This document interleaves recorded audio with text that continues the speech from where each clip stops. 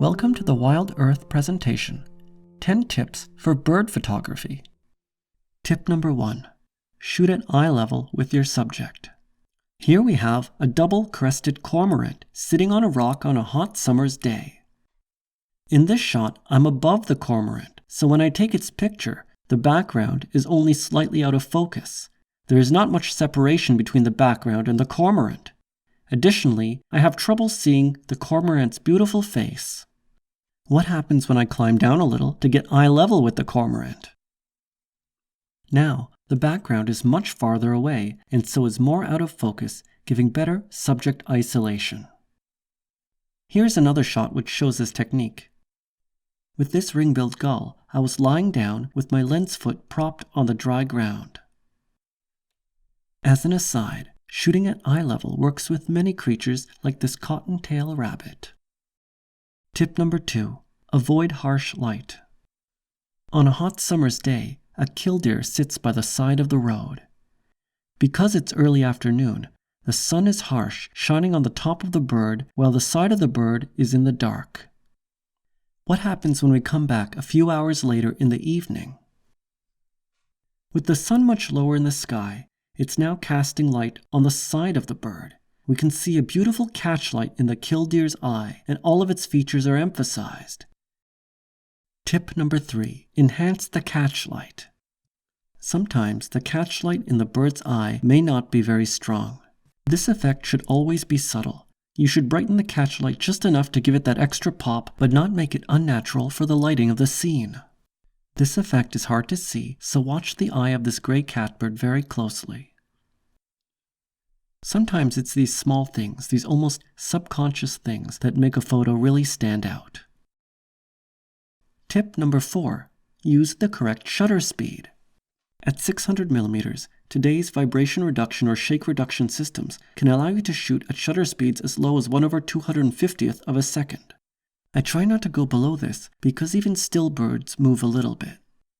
If a bird is moving slowly, or if I'm more uncertain of my shot, I might increase the shutter speed to 1/400th or 1/500th of a second.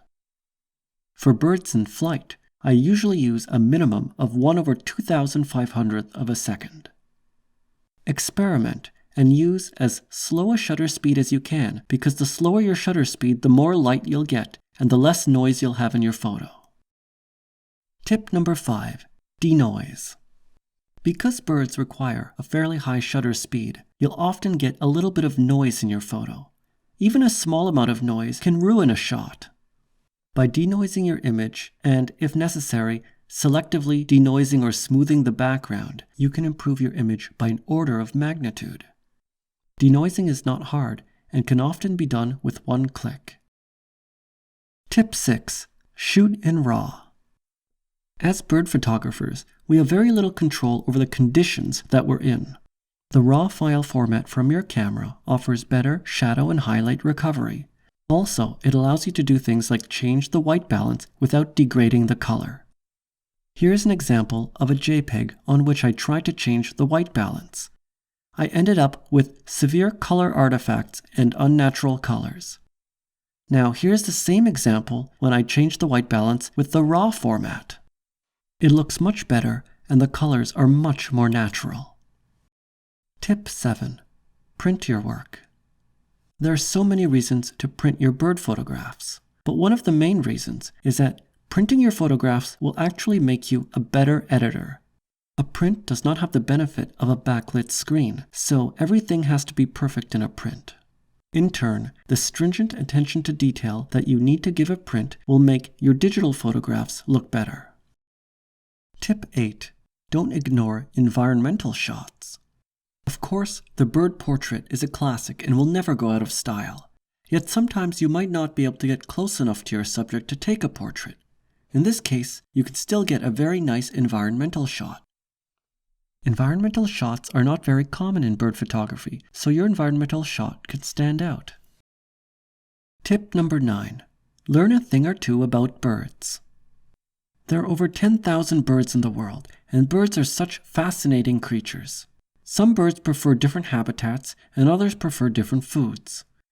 By learning more about birds, you'll better be able to predict where they are and why they're doing the things they do. An outstanding tool to accomplish this is eBird. Not only will eBird tell you where to go to find birds, if you submit data to eBird, the data can be used in scientific publications to help bird conservation. And finally, tip 10. Be persistent. Visiting your favorite spots again and again will allow you to discover the habits of the birds in those spots.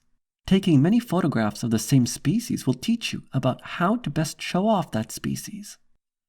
Mastering bird photography can take years, not only of learning how to use your equipment, but also how to best cover the birding hotspots of the world. Good luck and happy shooting!